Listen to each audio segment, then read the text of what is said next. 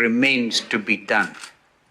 And therefore, when we call on stakeholders, I'm sure every Kenyan will know they are stakeholders. Thank you. Thank you. Maybe before we sign, the only other issue, as has been mentioned by His Excellency, we appreciated the work that has gone on in Parliament, both houses. The Senate passed the motion yesterday without any amendments, as passed by the National Assembly. And that therefore puts in motion the 60 days that we say. Then we have appreciated the Senate for the work they put in yesterday, and recognize that now our 60 days begin ticking from yesterday. And that is why we reaffirm our commitment to complete this process within the set timelines. With that, I think... Unless you have any questions. Yes, question. Is that Apollo? Yes, yes, it's me. As far as the agenda of the talks is concerned, maybe what are the issues of priority? Do you have maybe like what you're going to start with? And when you talk about IEBC, telling the selection fund to take note, how are you going to deal with the selection fund? Will it be suspended or what will happen, given you're tackling the issue of IEBC? I think to begin with, Apollo, on prioritization, sorry, we didn't mention, we have adjourned to Friday this week at 10 a.m. to allow the Secretariat and the technical teams to work on prioritization of the issues and guide us on how we prioritize what issues do we begin with, so we'll be able to communicate that decision once we meet again on Friday. On the question of whether we are able to stop the selection panel, we are not writing to them to stop doing their work. It's just to take what has been described by the Honorable Eugene Wamalwa in our meeting as judicial notice of the ongoings of this national dialogue team. Therefore, even as they progress their work, then they take note that it's part of the issues that we are engaging on. And for sure, I am certain when we begin to engage with stakeholders, those are among the stakeholders most likely that we'll be engaging with. Thank you. Sawa. On the statement of issues, I think you'll be able to see those issues once we send the document. It's one of the documents that we'll be giving to you to relate to the public. I'll continue to follow up on that story for you. Now, Kenyans have been asked to brace themselves for El Nino rains as the October to December short rains set in. And according to the Kenya Meteorological Department, regions in the country will receive distributed rainfall and is expected to be at its peak in October. However, the Meteorological Department has also raised an alert of some areas being at the risk of experiencing landslides and flooding. October, November, December 2023, it is expected that most parts of the country will experience enhanced, that is above average rainfall that will be fairly distributed in some parts of the country and well distributed in others, both in time and space. The forecast also indicates a high probability that some counties in the northeastern region are likely to experience above average rainfall, as shown in what we are referring to as Figure 1B, currently on the screen. This will be driven by warmer than average sea surface temperatures over the central and eastern equatorial Pacific Ocean, indicating the presence of El Nino conditions. So if the rains go well and we don't have much post-harvest losses, and we utilize well our short rains season, we shall have a very good season and outcome at the end of the year, the 2022 production year. And President William Ruto is still in the western region, at this time touring Kakamega County.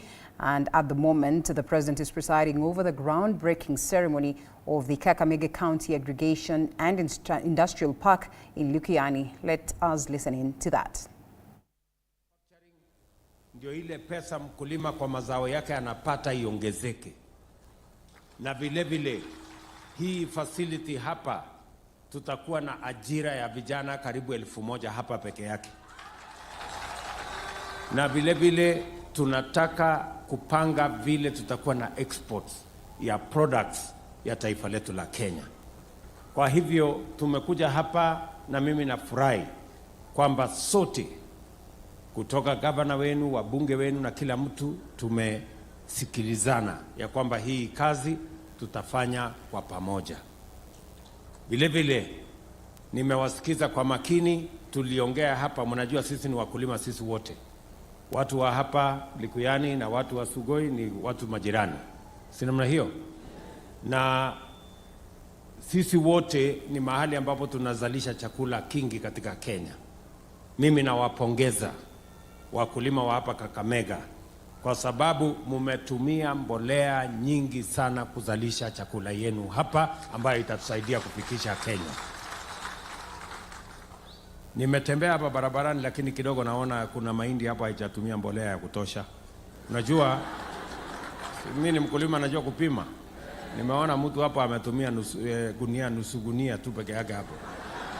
Nimeona mmoja amejaribu ametumia gunia moja. Sasa mimi nataka niwaambie siri.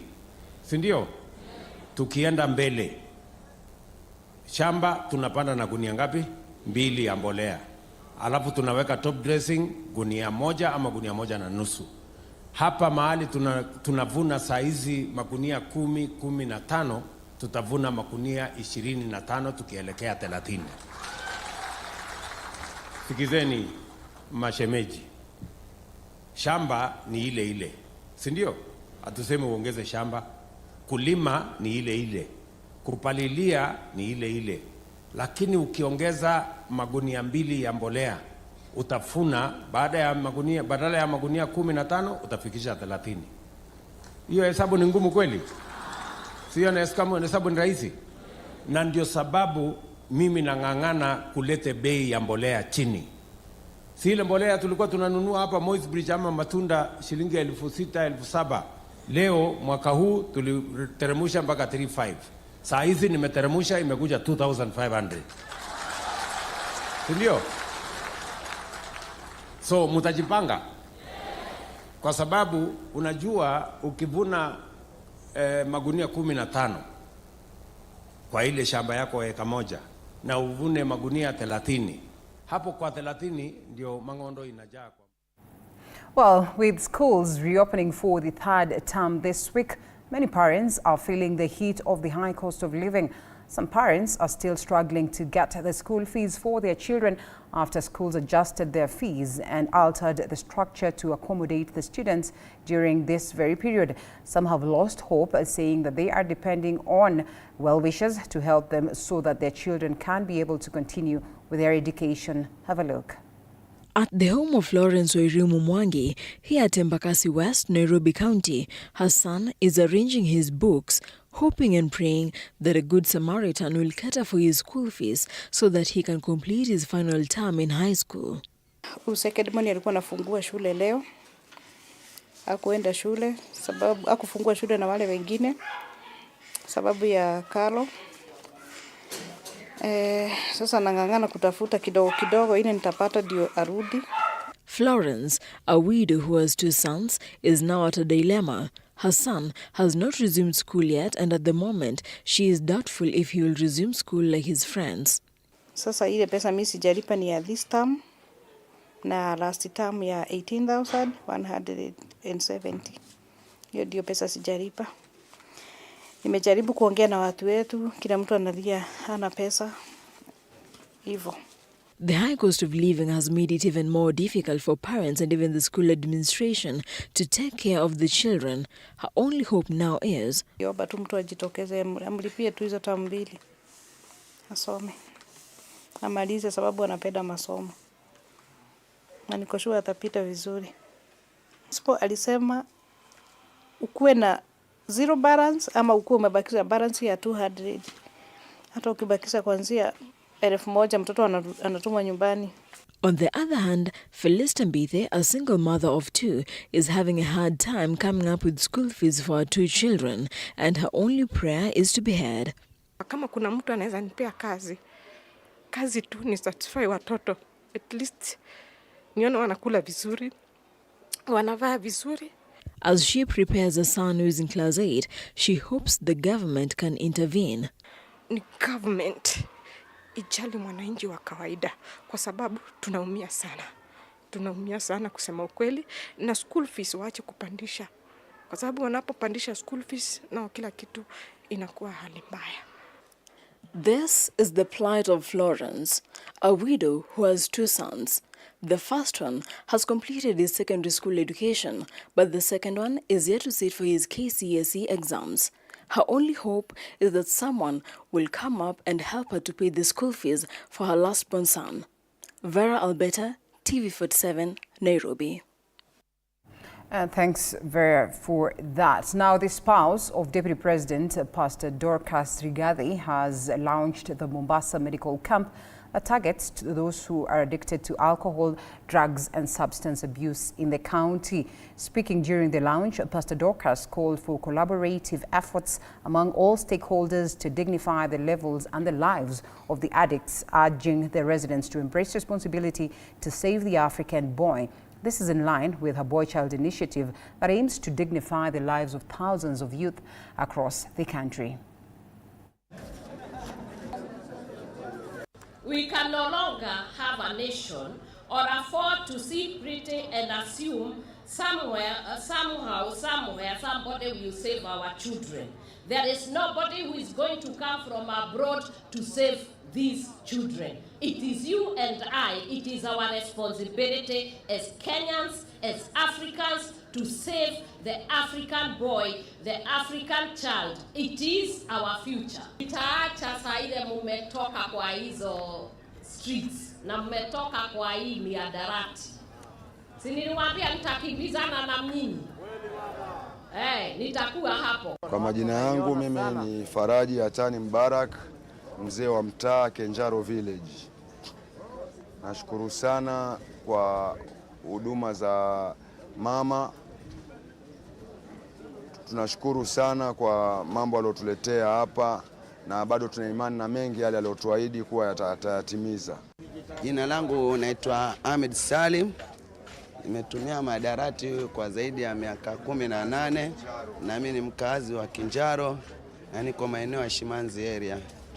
Na tunaregesha shukurani kwa mambo mama aliyotufanyia siku ya leo, kwa matibabu aliyopata na mengine aliyotufanyia. And chaos erupted at Kiambu, as Kiambu Governor Kimani Wamatangi presided over a bursary fund disbursement exercise in Ruiru constituency. Police had to move into quell a near violent confrontation as a mob stormed the venue at PCEA Membli Church in Gitodhua ward, demanding to be included in the list of beneficiaries who are also being given a stipend. That is for fair. Organizers had difficult time trying to control the crowd of over 2,000 who at one time stopped the governor's vehicle from leaving the venue by bouncing in its doors and closing the gate. Earlier, 4 members of the county assembly from the area who were represented or presented protested the manner in which the governor had conducted the bursary issuance, accusing him of sidelining them and running a one-man show. Ni Kiambu kuna committee za bursaries zilichaguliwa. Committees zinaweza kufanya kazi zao, MCA ni oversight. Kwa hivyo hizi checks ingepewa committees za bursary, na namba kubwa ni wenye hawajapata, na hata hawajapata, na hawa wengine wenye wameambiwa wako na ziko wameambiwa wapatane kwa maofisi. Na ingekuwa rahisi kama vile tulifanya wakati ule mwingine, hizo bursary committees ziitwe katika headquarter, wapatiwe checks, wakuje wapatie wananchi wao karibu na mahali If it doesn't change, it's not going to be easy. Because we started the meeting, mediation, dialogue. Mimi nimekubali kufanya kazi na viongozi wenye wanataka kufanya kazi wote, kama ni hawa MCA wetu. Ule mtu kweli roho yake iko na watu wake na anajua ya kwamba haja yake ni kusaidia wananchi. Yule mtu mwenye hajajitambua bado anataka kuendelea na siasa, wacha endelee na siasa, tutafikia yeye huko mbele. Situwaitia basari juzi neguo kana tiguo, hii ni basari ingine tumewaitia. Watu wa Kameno hoye, watu wa Kameno hoye, nyinyi ndio mulinituma kule bunge na mulinichagua kama MCA wa Kameno ward. Neguo kana tiguo. Now, residents of Makima area in Embu County have petitioned the county government over the poor health facilities in that area. Besides the poor services, the residents have decried that they only have 2 health centers serving them, which they say are not enough for everyone. The locals noted that it is disheartening to see many people trek for long distances in search of health care, which is, of course, a right enshrined in the Constitution. Ukiangalia kama Makema dispensary, Bodoni dispensaries, kuna maternity wing and male ward zenye ziko hapo na bado hazijai maliziwa na miaka 5 imeisha. Sasa tumeshika mwaka wa 6 imeisha, tunaanzia mwaka wa 7 na bado zimekimia. At least tumeona Makema dispensary kuna mafundi wanafanya hapo, but kwa mradi wa serikali haifai kutumia serikali like 10 years mradi kiendelea na bado watu wanazindi kuumia. Kwa hivyo wamama sisi tunaumia tukienda ile distance kubwa kutafuta matibabu wakati wa pengine wa kuzaa. Tutalazimu tu tukae nyumbani, tuzalie nyumbani. Kama hauna hela utaenda wapi? Makema hatuna ambulance. Ile ambulance iko katika the sub county headquarter, ambapo wakati tunahitaji lazima mtu alipie gharama ya mafuta, na saa nyingine unapata mtu hata hana hela. Watu 30,000 wakihudumiwa na hospitali mbili na ambazo ziko ina level 2. Hilo ni jambo ambalo limekuwa likiumiza wananchi wa Makema sana. Na vile vile ukiangalia eneo la Makema ni eneo kubwa sana kwa sababu liko na 362 km squared, na ukiangalia hilo ni eneo kubwa sana likiwa served na 2 health facilities. Kwa hivyo kwa heshima zote tunaomba mtujengee hospitali nyingi ili tuweze wale wanatembea mbali wasitembee sana. And now, private sector players in the country have been urged to embrace disclosure of non-financial information, especially when wooing investors, as it plays a key role in ensuring that business sustainability and longevity is noted. And speaking at this year's Financial Reporting Awards, the Nairobi Securities Exchange CEO, Godfrey Odulo, says that the disclosure builds trust amongst potential share buyers by responding to their expectations and needs, which aids in sound decision making. This as activities are the boss halves dragging the markets down long with it. Stock trade at the Nairobi Securities Exchange has been on a downward spiral at only half of the 3 trillion shillings high in late 2021. This has been largely linked with the unconducive trading environment, pushing out foreign investors from the market. FDIs, as a result, have struggled with the government promising leniency in policies to accommodate investor needs. I can tell you this currently is one of the most important discussions going on, especially around ESG conversations, sustainable reporting conversations, and integrated reporting. He says the disclosure of non-financial reporting will address the growing expectation from stakeholders on transparency and accountability. Hinges on the utility of technology and innovation to enhance transparency and accountability in generating timely financial information. This, coupled with the changing market dynamics, calls for disclosure on long-term value creation and future trends.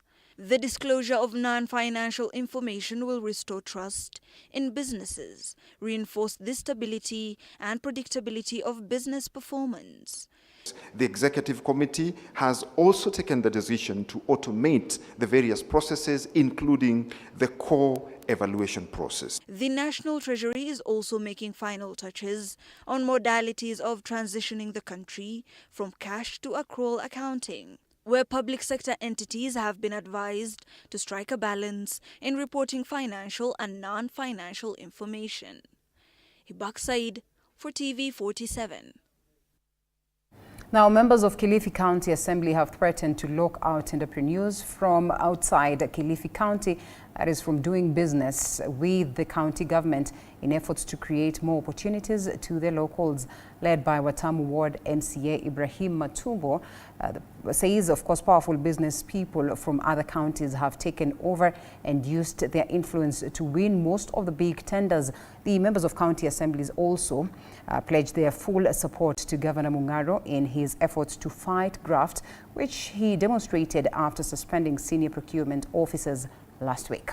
Amua ya kwamba tenda zetu za Kilifi County zifanywe na wenyeji wa Kilifi County.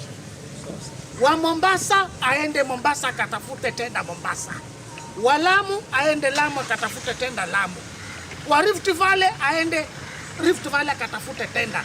Tunataka vijana wa Kilifi wapawe kazi ili yale magorofa tunayaona Mombasa yawe yanajengwa Kilifi na vijana wa Kilifi. Waheshimiwa, tukimpongeza Mheshimiwa Gavana, tunamwambia isiwe tu ni wale ambao wako kwenye serikali kwa sasa hivi. Hata wale maofisa ambao walikuwa kwa serikali kipindi kile cha nyuma, hata kama wametoka wameenda sehemu zingine. Na tunajua kuna wengi ambao tunawajua, wengine hata wameenda labda katika siasa, wengine wametafuta hata ubunge. Tunawajua. Hatutarget jamii yoyote. Sisi tunaendea yoyote ambaye atakuwa ni mwizi. Yeye ataenda nyumbani apishe uchunguzi, na akipatikana na hatia yeye tutamweka ndani. And in a bid to bring back the lost glory of education in the semi-arid Mbeere South constituency in Embu County, education stakeholders have come together to strategize on how to address challenges facing education in that area. Speaking during a consultative forum that brought together teachers and other stakeholders in the region, leaders decried that it was a shame for an area that recorded high ranking a few years ago performing dismally despite large budget allocations. Mbeere South Member of Parliament Nabat Muriuki noted that due to unreliable rain in the area in consecutive seasons, many children do not make it to school due to lack of food. He revealed that his office, through the National Government Constituency Development Fund NGCDF, will kickstart a feeding program in schools to ensure that more children do not miss classes, adding that stakeholders are looking for a strategy to mitigate and cushion these children. Muriuki observed that multi-sectoral approach will address the challenges. The purpose of this seminar is to prepare the teachers so that they can be well equipped in the delivery of those very key subjects in the primary school education. We want to make sure that every teacher during this short time which is remaining has covered the syllabus adequately and also has made sure that the students have also understood and they have learned. The motto I have given them is this: the teacher has not taught until the student has learned. I believe and trust that this program is going to help improve the performance in our schools. For one, when the teachers are doing revisions with their pupils, they are doing it purposed to get what the examiners expect out of particular given questions. And in that case, it means that the children will be prepared if it's issue of improving on the handwriting, the issue of what are they called in the compositions, using phrases which are good, which can be used instead of using the common ones. And that is what the children are always using the traditional English, but the examiner wants those good phrases which are coming in so that they can be able to get those good grades. And Kisii and Nyamira County women, counties women caucus has vowed to fight socio-cultural impediments standing in their way of enjoyment of constitutional rights and self-advancement. At a yearly consultative forum in Kisii town that drew over 200 participants from various women leadership positions, the women agreed to employ current capabilities in improving their welfare. Tumekuja kwa Queen Sigala tuonane na wamama kutoka Kenya mzima ambaye tutasaidiana kwa kuzungumza maneno yetu ya wamama, kuinuana sisi kwa sisi. Wengine wako na akili nyingi kuliko wengine, so to tap from this occasion. tuko over 200 ambaye waliregister. Pia wengine ni wageni waheshimiwa, lakini those who registered and paid for this are over 200 ladies, na hawa wako kiwango mbalimbali. Kuna madaktari, kuna walimu, kuna wafanyabiashara, kuna politicians. Pia tumesikia maneno mengi kutoka kwa hawa ambaye tumelani. Ndiyo, tukiangalia ukeketaji wa mtoto wa kike katika Kisii ama Gusii region bado umekwama at 85+. Inamaanisha ya kwamba this is an issue ambayo ni ya wanawake. Wanaume husema kwamba hiyo ni issue ya wanawake, lakini it is a social plus cultural issue ambayo imeonyesha ya kwamba kuna wanaume wanaounga mkono, kuna kina dada wanaounga mkono, lakini wanayoifanya wengi ni ya kina dada. So siku ya leo pia tutaulizana swali ni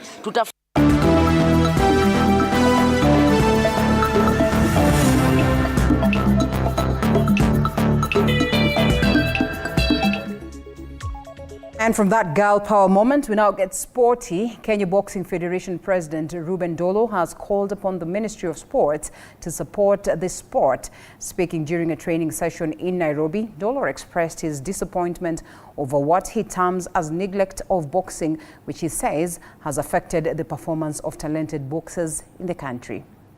Kuza watoto kama hawa. Kwa hiyo ndio maana unaona sisi hatuachani, lakini inatutia uchungu sana. Wewe unaona mpaka sasa hivi mimi nakuja kufanya mazoezi na watoto wetu. Sio kwamba eti na nini, kwa sababu nakuja hapa hawana pesa ya kwenda gym. Ndio maana mimi nashukuru sana mazoezi mtaani na nyinyi wenyewe. Eti sio kwamba sisi tunapenda eti kufanya tumeachwa. Na watu wanasema tu mambo ya sports. Wanasema tu na wenye sports wenyewe hawako. Wakileta watu ambao wataangalia sports wanachukua tu mtu kutoka kokote ambaye hajui hata maana sports ni nini. Kwa hiyo sisi tunaomba kitu cha kwanza wale watoto wetu kama Bilali hapa. Now, also fitness stakeholders in the country led by organizers of the Mr. and Mrs. East Africa Natural Bodybuilding Initiative have continued to urge Kenyans to prioritize on their health by staying active in sports and enrolling in gym sessions in order to remain fit. Organizers of the Mr. and Mrs. East Africa Natural Bodybuilding Initiative Monday morning held a seminar at the Born Fit Gym and Spa in Nairobi as part of their program where they sensitize participants on proper nutrition and use of supplements while also familiarizing themselves to bodybuilding competition rules.